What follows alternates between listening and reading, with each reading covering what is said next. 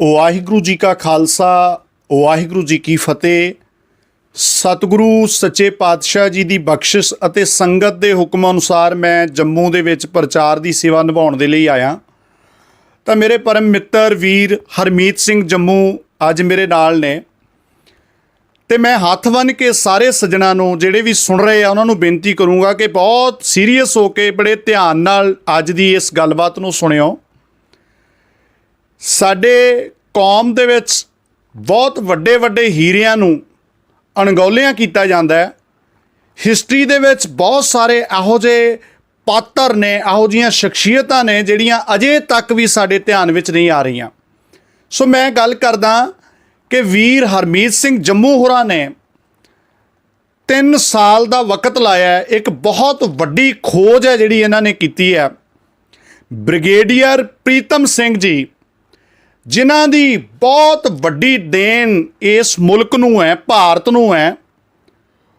ਮੇਰਾ ਖਿਆਲ ਹੈ ਕਿ ਜਿੰਨੇ ਵੀ ਸੱਜਣ ਸੁਣ ਰਹੇ ਹੋਣਗੇ ਸ਼ਾਇਦ ਪਹਿਲੀ ਵਾਰ ਉਹ ਨਾਂ ਸੁਣ ਰਹੇ ਹੋਣਗੇ।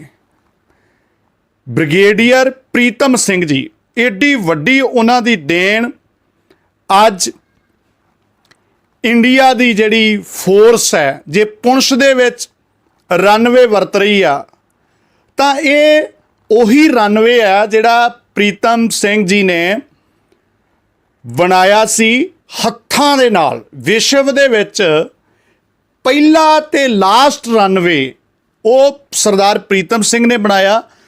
ਔਰ ਮੈਂ ਕਹਿਣਾ ਚਾਹੁੰਦਾ ਕਿ ਇਹਦੇ ਬਾਰੇ ਸਾਰੀ ਜਿਹੜੀ ਗੱਲਬਾਤ ਹੈ ਉਹ ਵੀਰ ਹਰਮੀਤ ਸਿੰਘ ਜੀ ਤੁਹਾਡੇ ਧਿਆਨ ਵਿੱਚ ਲਿਆਉਣਗੇ। ਔਰ ਨਾਲ ਨਾਲ ਆਪਾਂ ਇਹ ਵੀ ਇਹਨਾਂ ਤੋਂ ਜਾਣਾਂਗੇ ਕਿ ਕਿਵੇਂ ਭਾਰਤ ਦੇ ਹੁਕਮਰਾਨ ਸਾਡੇ ਜਿਹੜੇ ਹੀਰੇ ਨੇ, ਜਿਨ੍ਹਾਂ ਨੇ ਸਮਾਜ ਲਈ ਵੱਡੇ ਕਾਰਨਾਮੇ ਕੀਤੇ, ਉਹਨਾਂ ਨਾਲ ਬੇਇਨਸਾਫੀ ਕੀਤੀ। ਉਸ ਵਕਤ ਜਵਾਹਰ ਲਾਲ ਨਹਿਰੂ ਨੇ ਬੇਇਨਸਾਫੀ ਕੀਤੀ ਇਸ ਹੀਰੇ ਨਾਲ, ਪ੍ਰੀਤਮ ਸਿੰਘ ਬ੍ਰਿਗੇਡੀਅਰ ਜੀ ਦੇ ਨਾਲ।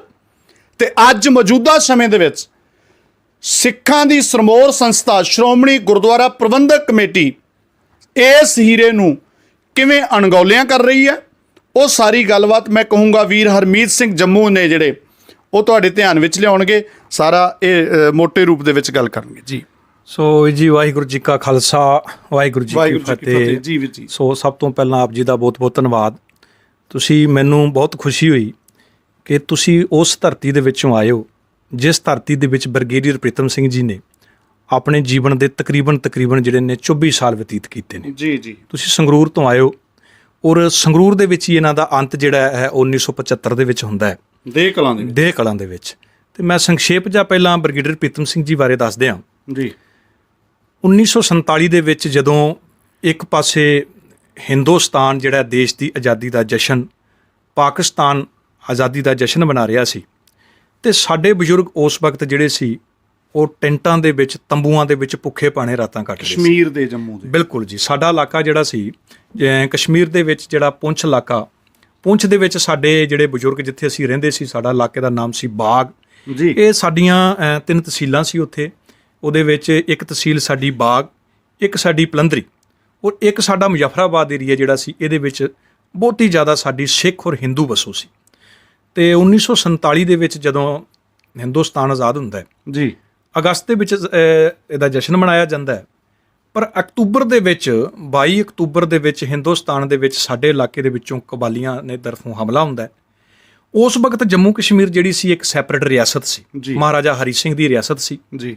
ਸਮੇਂ ਸਿਰ ਮਹਾਰਾਜਾ ਹਰੀ ਸਿੰਘ ਕੋਈ ਯੋਗ ਫੈਸਲਾ ਸਟੈਪ ਨਾ ਚੁੱਕ ਸਕਿਆ ਜੀ। ਜਦੋਂ ਕਬਾਲੀਆਂ ਦਾ ਹਮਲਾ ਹੁੰਦਾ ਹੈ ਤੇ ਸਾਡੇ ਬਜ਼ੁਰਗ ਜਿਹੜੇ ਸੀ ਉਸ ਵਕਤ ਆਪਣੀਆਂ ਕੀਮਤੀਆਂ ਕੇਵਲ ਜਾਨਾਂ ਲੈ ਕੇ ਆਏ, ਬਾਕੀ ਘਰ-ਬਾਰ ਸਾਰਾ ਕੁਝ ਛੱਡ ਕੇ। ਇਹਨਾਂ ਦੇ ਮਨ ਦੇ ਵਿੱਚ ਸੀ ਬਈ ਅਸੀਂ ਉਹ ਅਗਲੇ ਪਿੰਡ 'ਚ ਪਹੁੰਚਾਂਗੇ ਸ਼ਾਇਦ ਬਚ ਜਾਵਾਂਗੇ, ਅਗਲੇ ਪਿੰਡ 'ਚ ਪਹੁੰਚਾਂਗੇ ਸ਼ਾਇਦ ਬਚ ਦਾਂਗੇ ਜੀ। ਇੱਦਾਂ ਕਰਦਿਆਂ ਜੇ ਮੁਜ਼ੱਫਰਾਬਾਦ ਦੀ ਗੱਲ ਕਰੀਏ, ਸਾਡਾ 25,000 ਆਦਮੀ ਮੁਜ਼ੱਫਰਾਬਾਦ ਦੇ ਵਿੱਚ ਜਿਹੜਾ ਹੈ 1947 ਦੇ ਵਿੱਚ ਮਾਰਿਆ ਜਾਂਦਾ ਹੈ। 25,000 1947 ਦੇ ਵਿੱਚ ਮੁਜ਼ੱਫਰਾਬਾਦ ਦੇ ਵਿੱਚ। 4,500 ਦੇ ਕਰੀਬ ਸਾਡਾ ਬਾਗ ਔਰ ਪਲੰਦਰੀ ਦੇ ਵਿੱਚ ਜਿਹੜਾ ਹੈ ਉਹ ਆਦਮੀ ਜਿਹੜਾ ਹੈ ਉਹ ਮਾਰਿਆ ਜਾਂਦਾ ਹੈ ਜੀ। ਉਸ ਤੋਂ ਬਾਅਦ ਸਾਡੇ ਬਜ਼ੁਰਗ ਜਿਹੜੇ ਨੇ ਇਹ ਅਖੀਰ ਪੁੰਛ ਆ ਕੇ ਪਹੁੰਚਦੇ ਨੇ। ਜਦੋਂ ਪੁੰਛ ਪਹੁੰਚਦੇ ਨੇ ਤੇ ਇਹਨਾਂ ਨੂੰ ਲੱਗਦਾ ਸੀ ਵੀ ਪੁੰਛ ਹੈੱਡਕੁਆਟਰ ਹੈ, ਇੱਥੇ ਸਾਡਾ ਬਚਾਅ ਹੋਵੇਗਾ। ਪਰ ਅੱਗੋਂ ਪੁੰਛ ਜਿਹੜਾ ਸੀ ਇਹ ਚਾਰੋਂ ਪਾਸੇ ਘਿਰਿਆ ਸੀ। ਇੱਕ ਪਾਸੇ ਉਹਦਾ ਸਰੁੰਗਕੋਟ ਏਰੀਆ, ਇਹ ਸਾਰਾ ਪਾਕਿਸਤਾਨ ਦੇ ਕੋਲ ਸੀ। ਇੱਕ ਪਾਸੇ ਉਹਦਾ ਬਿਤਾੜ ਸਾਰਾ ਪਾਕਿਸਤਾਨ ਦੇ ਕੋਲ ਸੀ, ਕ੍ਰਿਸ਼ਨਾ ਘਾਟੀ ਸਾਰਾ ਪਾਕਿਸਤਾਨ ਦੇ ਕੋਲ ਸੀ, ਇੱਧਰ ਊੜੀ ਦਾ ਸੰਜਲ ਪਾਕਿਸਤਾਨ ਦੇ ਕੋਲ ਸੀ। ਜਾਣੀ ਕਹਿਣ ਤੋਂ ਭਾਵ ਉਸ ਵਕਤ 42,000 ਸਾਡੇ ਆਦਮੀ ਜਿਹੜੇ ਸੀ ਉਹ ਪੁੰਛ ਸ਼ਹਿਰ ਦੇ ਵਿੱਚ ਫਸ ਗਏ। ਹੁਣ ਜਦੋਂ ਸ਼ਹਿਰ ਦੇ ਵਿੱਚ ਫਸੇ ਤੇ ਪਲ ਪਲ ਉਹਨਾਂ ਦੀ ਅੱਖਾਂ ਸਾਹਮਣੇ ਬੱਚੇ ਭੁੱਖ ਨਾਲ ਮਰ ਰਹੇ ਸੀ। ਸਭ ਤੋਂ ਵੱਡਾ ਕੰਮ ਸੀ ਭੁੱਖ। ਬਿਲਕੁਲ। ਬਜ਼ੁਰਗ ਦਮ ਤੋੜ ਰਹੇ ਸੀ, ਕੋਈ ਜਦੋਂ ਚਾਰਾ ਨਹੀਂ ਸੀ, ਸਾਰੇ ਪਾਸੇ ਗੋਲੀਆਂ ਵਰ ਰਹੀਆਂ ਸੀ। ਤੇ ਤੁਰ ਦਰਗਾਹ ਤੋਂ ਜਿਸ ਧਰਤੀ ਤੇ ਗੁਰੂ ਗੋਬਿੰਦ ਸਿੰਘ ਮਹਾਰਾਜ ਨੇ 4 ਪੁੱਤਰ ਸ਼ਹੀਦ ਕਰਾਉਣ ਤੋਂ ਬਾਅਦ ਔਰੰਗਜ਼ੇਬ ਨੂੰ ਇੱਕ ਚਿੱਠੀ ਲਿਖੀ ਸੀ, ਜਫਰਨਾਮਾ, ਉਸੇ ਧਰਤੀ ਤੇ 200 ਸਾਲ ਬਾਅਦ ਗੁਰੂ ਗੋਬਿੰਦ ਸਿੰਘ ਮਹਾਰਾਜ ਦਾ ਇੱਕ ਹੋਰ ਸ਼ੇਰ ਪੁੱਤਰ ਜਨਮ ਲੈਂਦਾ ਹੈ, ਜਿਹਦਾ ਨਾਮ ਬ੍ਰਿਗੇਡੀਅਰ ਪ੍ਰੀਤਮ ਸਿੰਘ ਸੀ ਜੀ। ਇੱਕ ਦੀਨਾ ਸਾਹਿਬ ਦੀ ਧਰਤੀ ਤੇ, ਦੀਨਾ ਸਾਹਿਬ ਦੀ ਧਰਤੀ, ਇੱਕ ਆਵਾਜ਼ ਸਾਡੇ ਬਜ਼ੁਰਗਾਂ ਦੇ ਕੰਨਾਂ 'ਚ ਪਈ ਕਿ ਕੋਈ ਇੱਕ ਪ੍ਰੀਤਮ ਸਿੰਘ ਨਾਮ ਦਾ ਕਰਨਲ ਜਿਹੜਾ ਹੈ ਸਾਨੂੰ ਬਚਾਉਣ ਵਾਸਤੇ ਪਹੁੰਚ ਆ ਰਿਹਾ ਜੀ। ਸਾਡੇ ਬਜ਼ੁਰਗਾਂ ਨੂੰ ਇੱਕ ਆਸ ਦੀ ਕਿਰਨ ਨਜ਼ਰ ਆਈ। ਅਖੀਰ ਬ੍ਰਿਗੇਡੀਅਰ ਜਿਹੜਾ ਉਸ ਵਕਤ ਕਰਨਲ ਸੀ, ਇਹ ਤਕਰੀਬਨ 291 ਆਪਣੇ ਜਵਾਨ ਲੈ ਕੇ ਪੁੰਛ ਪਹੁੰਚਦੇ ਨੇ ਜੀ। ਪਰ ਜਦੋਂ ਸਾਰੇ ਪਾਸਿਓਂ ਪੁੰਛ ਘਿਰਿਆ ਹੋਇਆ ਦੇਖਦੇ ਨੇ ਵੀ ਹਰ ਪਾਸੇ ਗੋਲੀਆਂ ਚੱਲ ਰਹੀਆਂ ਨੇ, ਸਾਰੇ ਪਾਸੇ ਇਹ ਤਾਂ ਪਾਕਿਸਤਾਨ ਬਣਿਆ। ਉਸ ਵਕਤ ਉਹ ਸਮੇਂ ਦੀ ਉਸ ਵਕਤ ਜਿਹੜੀ ਹਾਕਮਰਾਨ ਸਰਕਾਰ ਸੀ, ਉਹਨਾਂ ਨੂੰ ਲਿਖਦੇ ਨੇ ਵੀ ਇਹਦੇ ਵਿੱਚ ਇਸ ਵਕਤ ਬੜਾ ਮੁਸ਼ਕਲ ਹੈ ਇਹਨਾਂ ਦਾ ਸਰਵਾਈਵ ਕਰਨਾ। ਪਰ ਅਮੂਮਨ ਤੌਰ ਤੇ ਬਜ਼ੁਰਗਾਂ ਦੇ ਕੋਲ, ਜਿਨ੍ਹਾਂ ਕੋਲ ਮੈਂ ਪਹੁੰਚ ਕੀਤੀ, ਉਹ ਕਹਿੰਦੇ ਨੇ ਵੀ ਉਸ ਵਕਤ ਇਹਨੂੰ ਕਲੀਅਰ ਆਰਡਰ ਸੀ। ਮੈਂ ਤੁਹਾਨੂੰ ਇਹ ਇੱਕ ਗੱਲ ਟੋਕ ਕੇ ਦੱਸ ਦਿਆਂ ਕਿ ਵੀਰ ਜੀ ਹੋਰਾਂ ਨੇ ਜਿਹੜੇ ਬ੍ਰਿਗੇਡੀਅਰ ਪ੍ਰੀਤਮ ਸਿੰਘ ਹੋਰਾਂ ਦੇ ਵਕਤ ਦੇ ਬਜ਼ੁਰਗ ਨੇ, ਉਹਨਾਂ 750 ਬਜ਼ੁਰਗਾਂ ਨਾਲ ਗੱਲਬਾਤ ਕੀਤੀ, ਉਹਨਾਂ ਨੂੰ ਮਿਲੇ। ਇਹ ਪੂਰਾ ਮਤਲਬ ਕਹਿ ਲਓ ਕਿ ਉਹਨਾਂ ਬੰਦਿਆਂ ਨੂੰ ਜਾ ਕੇ, ਜਿਹਦੇ ਵਿੱਚ ਪੰਜਾਬ ਦੇ ਵਿੱਚ ਵੀ, ਹਰਿਆਣੇ ਦੇ ਵਿੱਚ ਵੀ, ਕਸ਼ਮੀਰ, ਪੁੰਛ, ਇਕੱਲੇ ਬੰਦੇ ਕੋਲ ਇਹ ਉਹਨਾਂ ਨੂੰ ਪੁੱਛਗਿੱਛ ਕਰਕੇ ਵੀ ਕੀ ਕੁਛ ਉਦੋਂ ਵਾਪਰਿਆ ਸੀ, ਸਾਰਾ ਕੁਝ ਇਹਨਾਂ ਨੇ ਡਾਕੂਮੈਂਟ ਇਕੱਠੇ ਕੀਤੇ ਨੇ ਜੀ ਵੀਰ ਜੀ। ਬਿਲਕੁਲ। ਉਹ ਫਿਰ ਵੀਰ ਜੀ ਜਦੋਂ ਇਹ ਪਹੁੰਚਦਾ ਤੇ ਉਸ ਵਕਤ ਸਾਡੇ ਬਜ਼ੁਰਗ ਕਹਿੰਦੇ ਨੇ ਵੀ ਇਹਨੇ ਜਦੋਂ ਉੱਥੇ ਦਾ ਜੀਓਗ੍ਰਾਫੀਕਲ ਸਿਸਟਮ ਦੇਖਿਆ, ਉਹਨੇ ਕਿਹਾ ਵੀ ਇਹ ਤੇ 200 ਆਦਮੀਆਂ ਨਾਲ ਮੈਂ ਕਿੱਦਾਂ ਕਰਾਂਗਾ। ਇਹ ਉਸ ਵਕਤ ਲਿਖਦੇ ਨੇ ਸੈਂਟਰ ਹਾਈ ਕਮਾਂਡ ਆਪਣੀ ਨੂੰ ਜੀ, ਤੇ ਬਈ ਭਾਰਤ ਸਰਕਾਰ ਨੂੰ ਵੀ ਇਹ ਬੜਾ ਮੁਸ਼ਕਲ ਹੈ। ਤੇ ਉਸ ਵਕਤ ਇਹਨਾਂ ਨੂੰ ਜਵਾਬ ਜਿਹੜਾ ਦਿੱਤਾ ਜਾਂਦਾ ਹੈ ਵੀ ਇਸ ਵਕਤ ਤੱਕ ਪਾਰਟੀਸ਼ਨ ਦੇ ਵਿੱਚ 1.5 ਕਰੋੜ ਆਦਮੀ ਆਪਣੇ ਘਰ ਚੋਂ ਦਰਬਦਰ ਹੋ ਚੁੱਕੇ ਹੈ, 13.5 ਲੱਖ ਆਦਮੀ ਮਾਰਿਆ ਜਾ ਚੁੱਕੇ ਹੈ। ਤੇ ਜੇ ਕਿਤੇ 30-40 ਹੋਰ ਵੀ ਕਿਤੇ ਮਰ ਜਾਂਦੇ ਨੇ, ਕੋਈ ਵੱਡੀ ਗੱਲ ਨਹੀਂ ਹੈ, ਪਰ ਫੌਜ ਬਚਾਈ ਜਾਏ।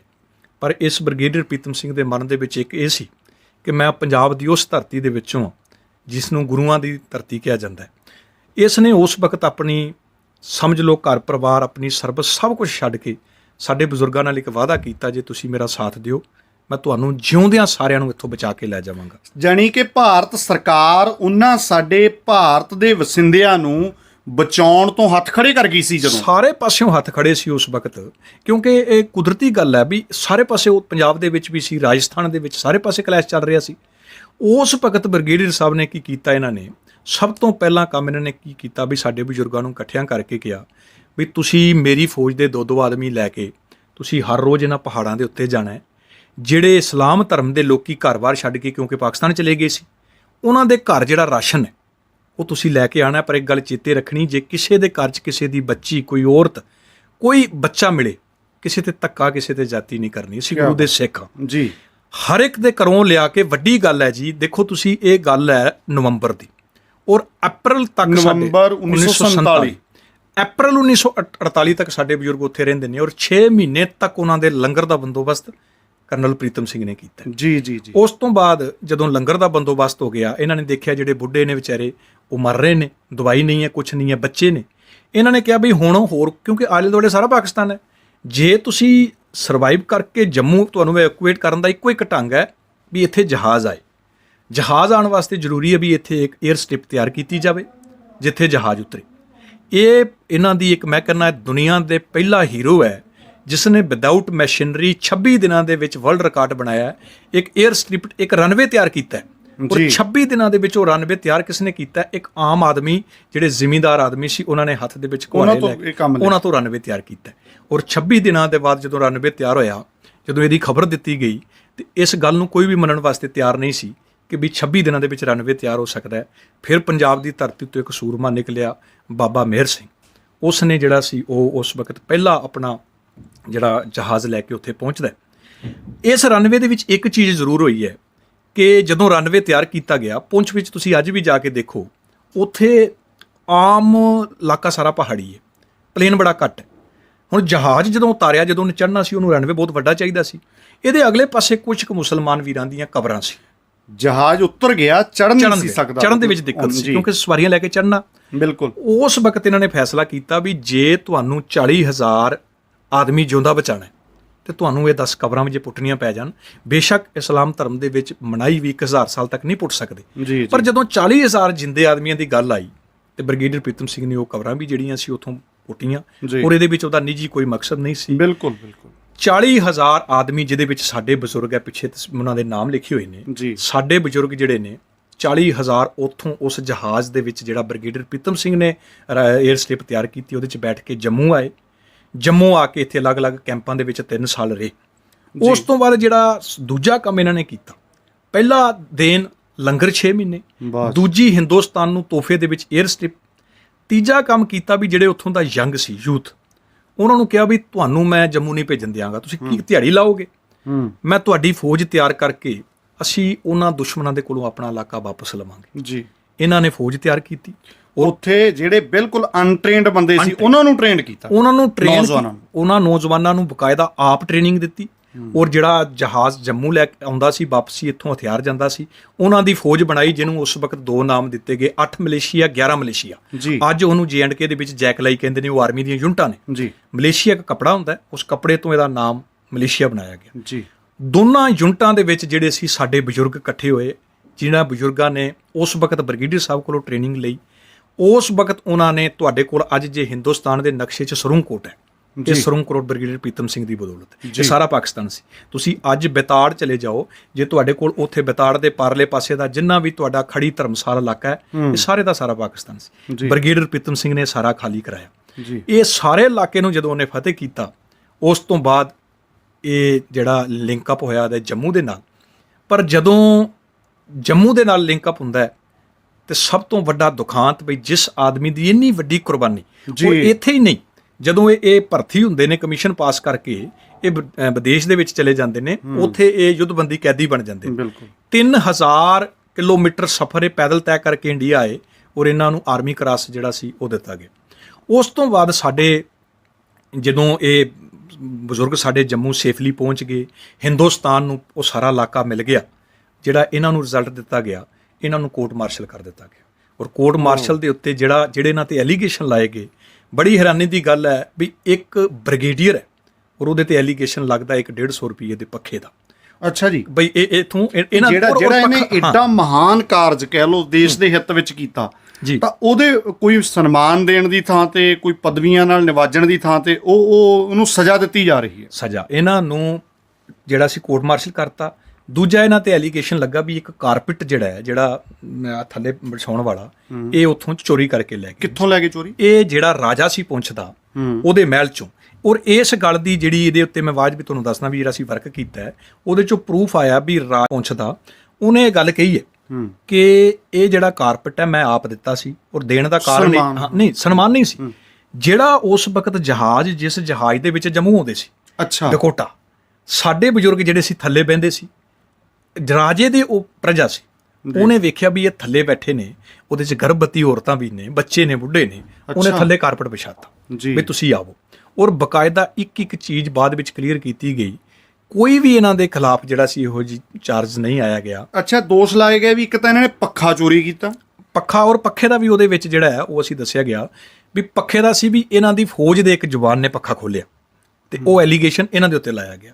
ਇਸ ਤਰ੍ਹਾਂ ਛੋਟੇ ਇਹਨਾਂ ਤੇ ਐਲੀਗੇਸ਼ਨ ਜਿਹੜੇ ਵੀ ਕੋਈ ਅਹਿਮੀਅਤ ਨਹੀਂ ਰੱਖਦੇ, ਉਹ ਲਾ ਕੇ ਇਹਨਾਂ ਨੂੰ ਅੱਖੀ ਕੋਰਟ ਮਾਰਸ਼ਲ ਕਰ ਦਿੱਤਾ ਗਿਆ। ਔਰ ਇਹਦੇ ਪਿੱਛੇ ਜਿਹੜਾ ਮਕਸਦ ਸੀਗਾ ਉਹ ਕੀ ਸੀ? ਮਤਲਬ ਵੀ ਐਡੇ ਵੱਡੇ ਹੀਰੋ ਨੂੰ ਤੁਸੀਂ ਇਸ ਤਰ੍ਹਾਂ ਉਹਨੂੰ ਬੁਰੀ ਤਰ੍ਹਾਂ ਸੁੱਟ ਰਹੇ ਹੋ, ਇਸ ਤਰ੍ਹਾਂ ਦੇ ਕਾਰਪੇਟ ਚੋਰੀ ਕਰ ਗਿਆ, ਇਹੋ ਜਿਹੀਆਂ ਗੱਲਾਂ। ਇਹਦੇ ਪਿੱਛੇ ਦੀ ਜਿਹੜੀ ਪਿੱਛੇ ਵੀ ਇੱਕ ਗੱਲ, ਪਿੱਛੇ ਇੱਕ ਕਾਰਨ ਇਹ ਵੀ ਹੈ ਕਿ ਦੇਖੋ, ਜਿੱਥੋਂ ਮੈਂ ਗੱਲ ਸ਼ੁਰੂ ਕੀਤੀ ਹੈ, ਹਰ ਇੱਕ ਧਰਮ ਦੇ ਆਪਣੇ ਰੂਲ ਰੈਗੂਲੇਸ਼ਨ। ਬਿਲਕੁਲ। ਇਸਲਾਮ ਦੇ ਵਿੱਚ ਜ਼ਰੂਰ ਹੈ ਬਈ ਤੁਸੀਂ ਕਬਰਾਂ 1000 ਸਾਲ ਤੱਕ ਨਹੀਂ ਪੁੱਟ ਸਕਦੇ, ਪਰ ਕਿਤੇ ਨਾ ਕਿਤੇ ਉੱਥੋਂ ਦੇ ਉਹਨਾਂ ਲੋਕਾਂ ਦੇ ਵਿੱਚ ਵੀ ਇੱਕ ਰੋਸ ਸੀ ਵੀ ਸਾਡੀਆਂ ਕਬਰਾਂ ਪੁੱਟੀਆਂ ਗਈਆਂ। ਤੇ ਜਿਹੜੀ ਬਹੁਤ ਜ਼ਿਆਦਾ ਤਾਦਾਦ ਜੰਮੂ ਕਸ਼ਮੀਰ ਦੇ ਵਿੱਚ ਉਹ ਇਸਲਾਮ ਕਮਿਊਨਿਟੀ ਦੀ। ਬਿਲਕੁਲ। ਕਿਤੇ ਸਿਆਸੀ ਤੌਰ ਤੇ ਉਹਨਾਂ ਨੂੰ ਖੁਸ਼ ਕਰਨ ਵਾਸਤੇ ਉਹ ਵੀ ਇੱਕ ਪਹਿਲੂ ਬਣ ਸਕਦਾ, ਇੱਕ ਕਾਰਨ ਹੋ ਸਕਦਾ। ਦੂਜਾ ਨੰਬਰ ਜਿਹੜਾ ਹੈ ਕਿ ਜਿਹੜਾ ਇਲਾਕਾ ਕੱਟ ਕੇ ਅੱਜ ਵੀ ਤੇ ਕਸ਼ਮੀਰ ਦੇ ਵਿੱਚ ਇਦਾਂ ਬਹੁਤਾਤ ਲੋਕੀ ਜਿਹੜੇ ਨੇ ਉਹ ਪਾਕਿਸਤਾਨ ਵੱਲ ਜਾਣਾ ਚਾਹੁੰਦੇ ਨੇ, ਪਰ ਜਿਹੜੇ ਲੋਕੀ ਜਿਹੜੇ ਆਲਰੇਡੀ ਪਾਕਿਸਤਾਨ ਸਾਡੇ ਪੁੰਛ ਤੱਕ ਪਹੁੰਚ ਚੁੱਕਿਆ ਸੀ, ਜਦੋਂ ਬ੍ਰਿਗੇਡੀਅਰ ਸਾਹਿਬ ਨੇ ਦੁਬਾਰਾ ਉਹਨਾਂ ਨੂੰ ਪਿਛਾੜ ਕੇ ਉਹ ਇਲਾਕਾ ਹਿੰਦੁਸਤਾਨ ਦੇ ਨਕਸ਼ੇ 'ਚ ਲਿਆਂਦਾ, ਤੇ ਜਿਹੜੇ ਉੱਥੋਂ ਦੇ ਰਹਿਣ ਵਾਲੇ ਲੋਕੀ ਸੀ ਉਹ ਵੀ ਕਿਤੇ ਨਾ ਕਿਤੇ ਇਹਨਾਂ ਨਾਲ ਖਾਰ ਖਾਂਦੇ ਸੀ। ਕੁਝ ਇਹੋ ਜਿਹੇ ਛੋਟੇ-ਛੋਟੇ ਕਾਰਨ ਬਣੇ ਜਿਹਨੂੰ ਤੁਸੀਂ ਕਹਿ ਸਕਦੇ ਇੱਕ ਪੋਲੀਟੀਕਲ ਕਾਰਨ ਸੀ। ਉਹ ਕਾਰਨ ਸੀ ਜਿਨ੍ਹਾਂ ਨੇ ਇੰਨੀ ਵੱਡੀ ਸ਼ਖਸੀਅਤ ਨੂੰ ਜਿਹੜਾ ਅਣਗੌਲਿਆਂ ਕੀਤਾ। ਔਰ ਉਸ ਤੋਂ ਬਾਅਦ ਇਹ ਲੰਬਾ ਸਮਾਂ, ਅੱਜ ਤੋਂ 75 ਸਾਲ ਪਹਿਲੀ ਗੱਲ ਹੈ। ਅਮੂਮਨ ਅਸੀਂ, ਜਦੋਂ ਮੈਂ ਆਪਣੀ ਗੱਲ ਕਰਾਂ, ਮੇਰੀ 40 ਸਾਲ ਉਮਰ ਹੈ, ਤੇ ਅਸੀਂ ਛੋਟੇ-ਛੋਟੇ ਹੁੰਦਿਆਂ ਸਾਡਿਆਂ ਘਰਾਂ ਦੇ ਵਿੱਚ ਨਾ ਇਹਨਾਂ ਦੀ ਫੋਟੋ ਹੁੰਦੀ ਸੀ ਜੀ। ਆਹ ਤਸਵੀਰ ਸਾਡੇ ਘਰਾਂ ਦੇ ਬਾਹਰ ਹੁੰਦੀ ਸੀ। ਅਸੀਂ ਆਪਣੇ ਬਜ਼ੁਰਗਾਂ ਨੇ ਜਦੋਂ ਵੀ ਕਦੇ ਪੁੱਛਣਾ ਵੀ ਇਹ ਕੌਣ ਸੀ, ਤੇ ਸਾਡੇ ਬਜ਼ੁਰਗ ਕਹਿੰਦੇ ਸੀ ਇਹ ਸਾਡਾ ਰੱਬ ਹੈ, ਇਹ ਸਾਡੇ ਵਾਸਤੇ ਰੱਬ ਹੈ ਜੀ। ਆ ਤੁਸੀਂ ਵੇਖੋ ਥੱਲੇ ਲਿਖਿਆ ਸ਼ੇਰ ਬੱਚਾ। ਇਹ ਜੰਮੂ ਕਸ਼ਮੀਰ ਦੇ ਵਿੱਚ ਇਹਨਾਂ ਨੂੰ ਟਾਈਟਲ ਦਿੱਤਾ ਗਿਆ ਸੀ ਸਾਡੇ ਬਜ਼ੁਰਗਾਂ ਨੇ ਕਿ ਕਿਸੇ ਮਾਂ ਦਾ ਸ਼ੇਰ ਬੱਚਾ ਹੈ। ਇਹਨੂੰ ਇੱਥੇ ਚੇਤਾ ਕੀਤਾ ਜਾਂਦਾ ਸ਼ੇਰ ਬੱਚੇ ਦੇ ਨਾਮ ਤੇ। ਸਾਡਿਆਂ ਘਰਾਂ 'ਚ ਤਸਵੀਰਾਂ ਹੁੰਦੀਆਂ ਸੀ, ਅਸੀਂ ਛੋਟੇ-ਛੋਟੇ ਦੇਖਦੇ ਸੀ। ਅੱਜ ਤੋਂ 3-4 ਸਾਲ ਪਹਿਲਾਂ ਮੈਂ ਬਜ਼ੁਰਗਾਂ ਦੇ ਕੋਲ ਬੈਠ ਕੇ ਇਸ ਤਰ੍ਹਾਂ ਵਿਚਾਰਾਂ ਕਰਦਿਆਂ ਮੇਰੇ ਮਨ 'ਚ ਆਈ ਵੀ ਇਹ ਤਸਵੀਰਾਂ ਸਾਡੇ ਘਰਾਂ ਦੇ ਵਿੱਚ ਨੇ। ਪੁੰਛ ਦੇ ਵਿੱਚ ਸਾਡੇ ਕੋਲ ਇਹਨਾਂ ਦੇ ਨਾਮ ਦੇ ਸਟੇਡੀਅਮ ਨੇ, ਇਹਨਾਂ ਦੇ ਸਟੈਚੂ ਲੱਗੇ ਨੇ, ਆਰਮੀ ਦੀਆਂ ਪੋਸਟਾਂ ਨੇ। ਪ੍ਰੀਤਮ ਪੋਸਟ ਪੁੰਛ ਵਿੱਚ ਸਾਡੇ ਕੋਲ ਪੋਸਟ ਹੈ, ਅੱਛਾ ਜੀ, ਇਹਨਾਂ ਦੇ ਨਾਮ ਤੇ। ਮੈਂ ਆਪਣੇ ਬਜ਼ੁਰਗਾਂ ਨੂੰ ਪੁੱਛਿਆ ਵੀ ਇਹ ਕੌਣ ਸੀ। ਜਦੋਂ 2-3 ਬਜ਼ੁਰਗਾਂ ਕੋਲੋਂ ਗਿਆ, ਉਹਦੇ ਵਿੱਚ ਮੈਂ ਇੱਕ ਬਜ਼ੁਰਗ ਕੋਲ ਗਿਆ, ਉਹਨਾਂ ਦੇ ਘਰ ਦੇ ਕਹਿੰਦੇ ਨੇ ਪਿਛਲੇ 30 ਸਾਲ ਦਾ ਇਹਨਾਂ ਦਾ ਨੇਮ ਹੈ।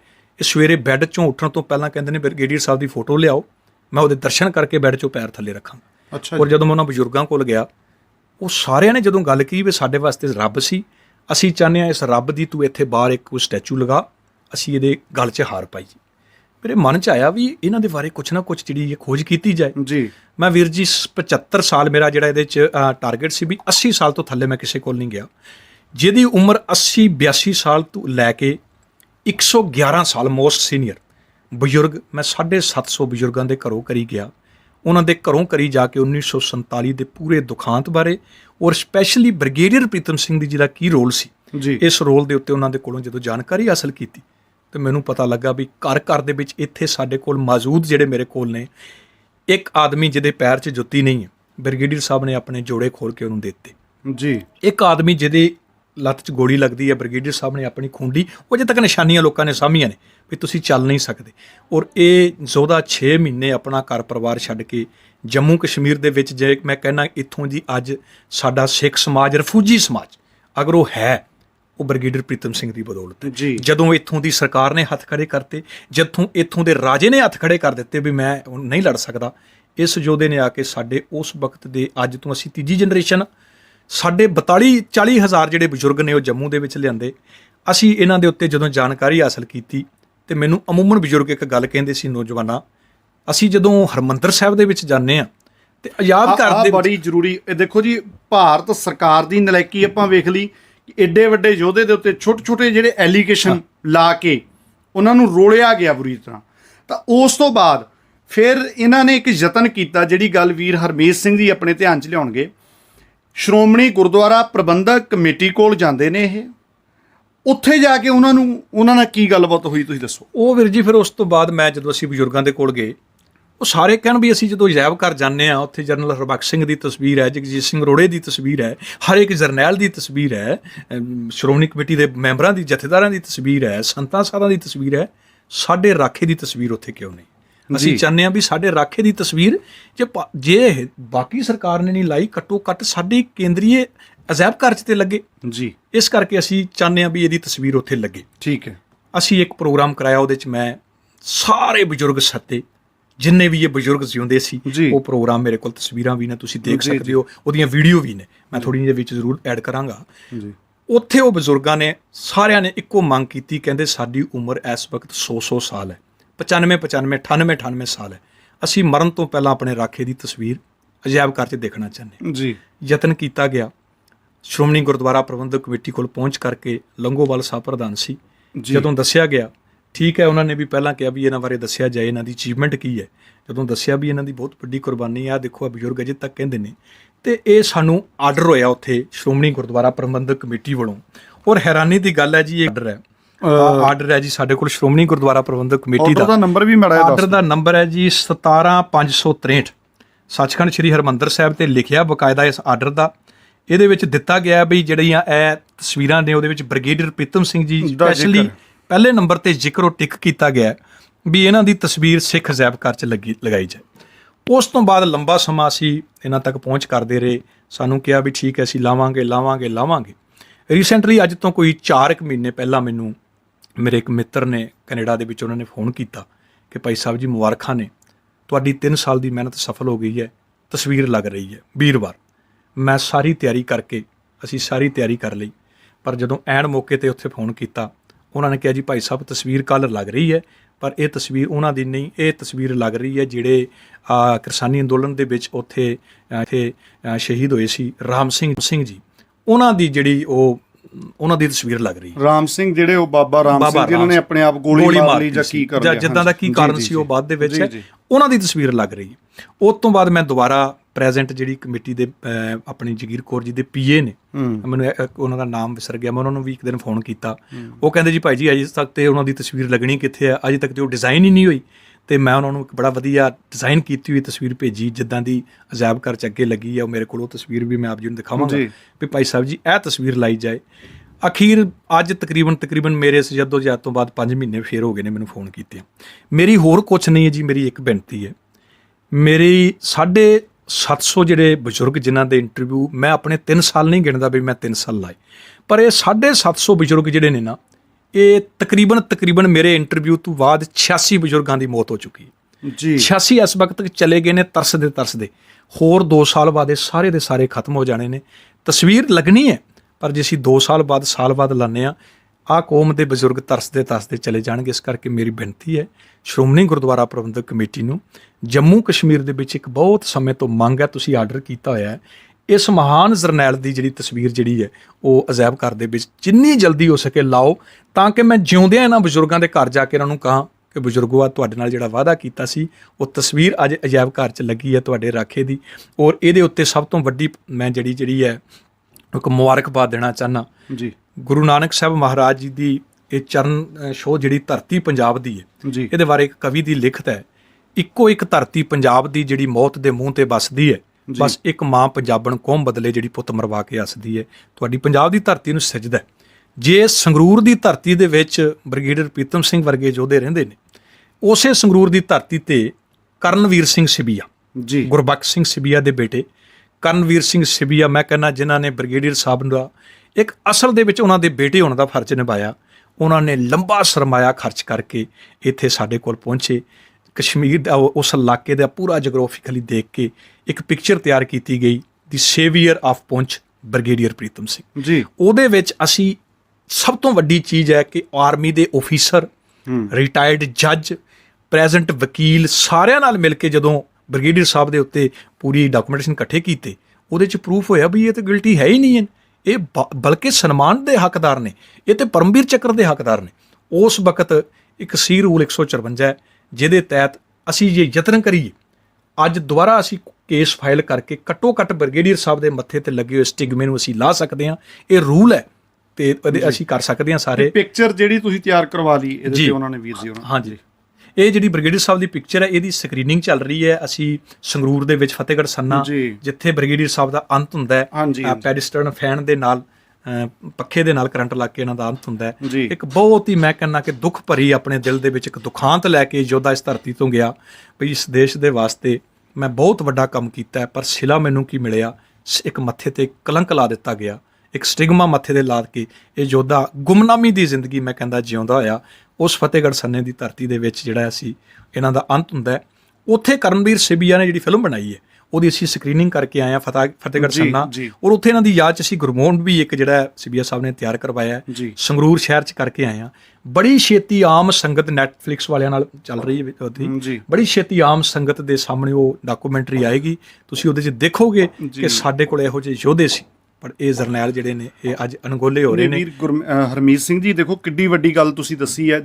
ਪਹਿਲੀ ਗੱਲ ਤਾਂ ਇਹ ਹੈ ਕਿ ਜਿੱਥੇ ਬ੍ਰਿਗੇਡੀਅਰ ਪ੍ਰੀਤਮ ਸਿੰਘ ਜੀ ਉਹਨਾਂ ਦੀ ਜਿਹੜੀ ਘਾਲਣ ਹੈ ਉਹਦੇ ਅੱਗੇ ਸਲੂਟ ਕਰਨਾ ਬਣਦਾ ਹੈ ਵੀ ਉਹਨਾਂ ਨੇ ਜਿਹੜੇ ਲੋਕ ਸੀ, ਆਮ ਲੋਕ ਜਿਨ੍ਹਾਂ ਦਾ ਕੋਈ ਵਾਲੀ ਵਾਰਸ ਨਹੀਂ ਸੀ, ਤਾਂ ਉਸ ਵਕਤ ਗੁਰੂ ਗੋਬਿੰਦ ਸਿੰਘ ਸਾਹਿਬ ਪਾਤਸ਼ਾਹ ਦੀ ਬਖਸ਼ਿਸ਼ ਦੇ ਨਾਲ ਉਹ ਬਹੁਤ ਵੱਡੀ ਜਿਹੜੀ ਆ ਭੂਮਿਕਾ ਨਿਭਾਈ, ਸੇਵਾਵਾਂ ਨਿਭਾਈਆਂ। ਔਰ ਦੂਜਾ ਫਿਰ ਜਿਹੜੀ ਉਹਨਾਂ ਦੀ ਹਿਸਟਰੀ ਸੰਭਾਲਣ ਦਾ ਤੁਸੀਂ ਯਤਨ ਕੀਤਾ, ਉਹਦੇ ਲਈ ਤੁਹਾਡੀ ਜਿਹੜੀ ਮਿਹਨਤ ਹੈ ਉਹਨੂੰ ਵੀ ਅਸੀਂ ਦਿਲੋਂ ਸਲੂਟ ਕਰਦੇ ਹਾਂ ਔਰ ਗੁਰੂ ਅੱਗੇ ਅਰਦਾਸ ਕਰਦੇ ਹਾਂ ਕਿ ਇਸੇ ਤਰ੍ਹਾਂ ਤੁਸੀਂ ਕੰਮ ਕਰੋ। ਤੇ ਮੇਰਾ ਖਿਆਲ ਹੈ ਆਪਣੀ ਇਸ ਗੱਲਬਾਤ ਦੇ ਵਿੱਚੋਂ ਜਿਹੜੇ 2 ਪਿੰਡ ਖਾਸ ਜ਼ਿਕਰ ਹੋਇਆ, ਇੱਕ ਤਾਂ ਦੀਨਾ ਪਿੰਡ। ਮੈਂ ਵੀਰ ਜੀ ਤੁਹਾਨੂੰ ਦੱਸਣਾ ਚਾਹੁੰਦਾ ਕਿ ਮੈਂ ਉਸ ਇਲਾਕੇ 'ਚ ਬਹੁਤ ਪ੍ਰਚਾਰ ਦੀ ਸੇਵਾ ਨਿਭਾਉਣਾ, ਪਰ ਮੈਨੂੰ ਕਿਸੇ ਦੀਨੇ ਪਿੰਡ ਦੇ ਕਿਸੇ ਸੱਜਣ ਨੇ ਇਹ ਜ਼ਿਕਰ ਨਹੀਂ ਕੀਤਾ। ਮੈਨੂੰ ਲੱਗਦਾ ਵੀ ਬਹੁਤੇ ਸੱਜਣ ਪਹਿਲੀ ਵਾਰੀ ਸੁਣਨਗੇ ਕਿ ਦੀਨੇ ਦੀ ਧਰਤੀ ਤੋਂ ਕੋਈ ਇਹੋ ਜਿਹਾ ਯੋਧਾ, ਜਿਹੜੀ ਆਹ ਤਸਵੀਰ ਹੈ ਜਿਹੜੀ ਮਤਲਬ ਉਹ ਵੀ ਦੀਨੇ ਦੀ ਧਰਤੀ ਤੇ ਪੈਦਾ ਹੋਇਆ ਸੀਗਾ। ਤੇ ਦੂਜਾ ਤੁਸੀਂ ਦੇਹ ਕਲਾਂ ਪਿੰਡ, ਮੇਰੇ ਸੰਗਰੂਰ ਜ਼ਿਲ੍ਹੇ ਦਾ ਪਿੰਡ ਹੀ ਆ ਦੇਹ ਕਲਾਂ ਪਿੰਡ, ਜਿੱਥੇ ਉਹਨਾਂ ਦਾ ਆਖਰੀ ਸਮਾਂ ਗੁਜ਼ਰਿਆ ਲੰਘਦਾ। ਸੋ ਉਹ ਪਿੰਡ, ਉਹਨਾਂ ਪਿੰਡਾਂ ਦੇ ਲੋਕਾਂ ਨੂੰ ਵੀ ਬਹੁਤਾ ਇਹਦੇ ਬਾਰੇ ਨਹੀਂ ਜਾਣਕਾਰੀ ਹੋਊਗੀ।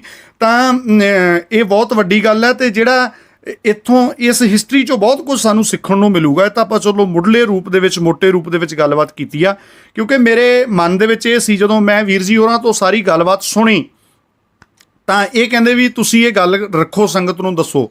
ਮੈਂ ਕਿਹਾ ਦੇਖੋ ਮੈਨੂੰ ਪੜ੍ਹ ਕੇ ਜਾਂ ਹੋਰ ਕਰਕੇ ਬੋਲਣਾ ਪਊਗਾ, ਤੇ ਤੁਸੀਂ ਆਪ ਪ੍ਰੈਕਟੀਕਲ ਕੀਤਾ। ਤੁਸੀਂ ਜਦੋਂ 750 ਬੰਦੇ ਨੂੰ ਖੁਦ ਮਿਲ ਕੇ ਆਏ ਹੋ, ਮੈਨੂੰ ਨਹੀਂ ਲੱਗਦਾ ਕਿ ਤੁਹਾਡੇ ਨਾਲੋਂ ਵਧੀਆ ਗੱਲ ਸੰਗਤ ਦੇ ਸਾਹਮਣੇ ਇਹ ਕੋਈ ਰੱਖ ਸਕੂਗਾ। ਸੋ ਇਸ ਲਈ ਇਹ ਸਾਰੀ ਜਿਹੜੀ ਗੱਲਬਾਤ ਹੈ ਸਾਨੂੰ ਸਮਝਣੀ ਚਾਹੀਦੀ ਆ। ਇੱਕ ਤਾਂ ਸਰਕਾਰ ਨੇ ਉਸ ਵਕਤ ਦੀ ਨੇ ਦੇਖੋ ਕਿੱਡੀ ਨਲਾਇਕੀ ਕੀਤੀ। ਦੂਜਾ ਸ਼੍ਰੋਮਣੀ ਗੁਰਦੁਆਰਾ ਪ੍ਰਬੰਧਕ ਕਮੇਟੀ, ਜੇ ਉੱਥੇ ਹੋਰ ਤਸਵੀਰਾਂ ਸਤਿਕਾਰਯੋਗ ਸ਼ਖਸੀਅਤਾਂ ਦੀਆਂ ਤਸਵੀਰਾਂ ਲੱਗਦੀਆਂ ਨੇ, ਜਾਂ ਤਾਂ ਤੁਸੀਂ ਕਹੋ ਨਾ ਉਦੋਂ ਲੌਂਗੋਵਾਲ ਸੀ ਤੁਸੀਂ ਦੱਸਿਆ? ਹਾਂਜੀ ਹਾਂਜੀ, ਆਰਡਰ ਹੋਇਆ ਉਹਨਾਂ ਦਾ। ਆਰਡਰ ਗੋਬਿੰਦ ਸਿੰਘ ਲੌਂਗੋਵਾਲ ਉਹ ਆਰਡਰ ਕਰਦੇ ਆ ਕਿ ਤਸਵੀਰ ਲੱਗੂਗੀ। ਤਸਵੀਰ ਲੱਗਣ ਨੂੰ 3 ਸਾਲ ਦਾ ਵਕਤ ਲੰਘ ਜਾਂਦਾ ਹੈ। ਜੇ ਬੀਬੀ ਜੰਗੀਰ ਕੌਰ ਉਹਨਾਂ ਦੇ ਪੀਏ ਨਾਲ ਰਾਬਤਾ ਹੁੰਦਾ ਹੈ, ਉਹ ਕਹਿੰਦੇ ਆ ਕਿ ਨਹੀਂ ਜੀ ਅਜੇ ਤਾਂ ਵਕਤ ਹੀ ਨਹੀਂ, ਅਜੇ ਤਾਂ ਡਿਜ਼ਾਈਨ ਹੀ ਨਹੀਂ ਹੋਇਆ, ਅਜੇ ਤਾਂ ਤਿਆਰ ਹੀ ਨਹੀਂ ਹੋਇਆ। ਤੇ ਜੇ ਇਹਨਾਂ ਦੇ ਜਿਨ੍ਹਾਂ ਦੇ ਇਹ ਲਿਫਾਫਿਆਂ 'ਚੋਂ ਨਿਕਲਦੇ ਨੇ ਉਹਨਾਂ ਦੇ ਮਾੜਾ ਜਿਹਾ ਕੰਡਾ ਵੀ ਵੱਜੇ ਤੇ ਸਾਰੇ ਉੱਥੇ ਭੱਜ ਕੇ ਦਗੜ ਕਰਕੇ ਜਾਂਦੇ ਆ, ਸਾਰੇ ਕੰਮ ਛੱਡ ਕੇ। ਸੋ ਇਹ ਅਸੀਂ ਜਿਹੜੀ ਵੀਰ ਜੀ ਤੁਸੀਂ ਵੀ ਗੱਲ ਰੱਖ ਰਹੇ ਹੋ, ਅਸੀਂ ਵੀ ਇਹ ਪੰਜਾਬ ਦੇ ਵਿੱਚ ਜਾ ਕੇ ਲੋਕਾਂ ਨੂੰ ਦੱਸਾਂਗੇ, ਸਾਰਾ ਤੋਂ ਡਾਕੂਮੈਂਟ ਵਗੈਰਾ ਲੈ ਕੇ ਜਾਂਦੇ ਆ।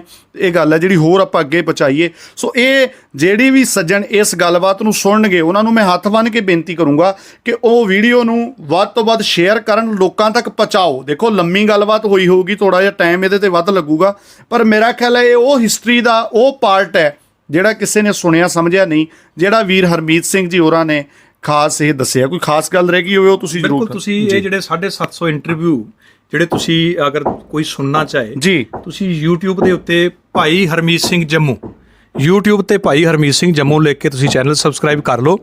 ਇਹਦੇ ਵਿੱਚ ਕੀ ਹੈ ਕਿ ਜਿਹੜੇ ਉਸੇ ਭਾਸ਼ਾ ਦੇ ਵਿੱਚ, ਕਿਉਂਕਿ ਜਿਹੜੀ ਇੱਥੋਂ ਦੀ ਭਾਸ਼ਾ ਹੈ, ਮੈਂ ਉਸੇ ਭਾਸ਼ਾ ਦੇ ਵਿੱਚ ਇੰਟਰਵਿਊ ਸਾਰੇ ਬਜ਼ੁਰਗਾਂ ਦੇ ਕੀਤੇ ਨੇ, ਪਰ ਆਮ ਉਹ ਸਮਝੇ ਜਾ ਸਕਦੇ ਨੇ। ਤੁਸੀਂ ਇਹ ਇੰਟਰਵਿਊ ਸੁਣ ਕੇ ਇਹਦੇ 'ਚ ਸਮਝ ਸਕਦੇ ਹੋ ਵੀ ਬ੍ਰਿਗੇਡੀਅਰ ਸਾਹਿਬ ਦਾ ਕੀ ਰੋਲ ਸੀ ਇਹਦੇ ਵਿੱਚ। ਸੋ ਬਹੁਤ ਬਹੁਤ ਧੰਨਵਾਦ ਆਪ ਜੀ ਦਾ ਵੀ।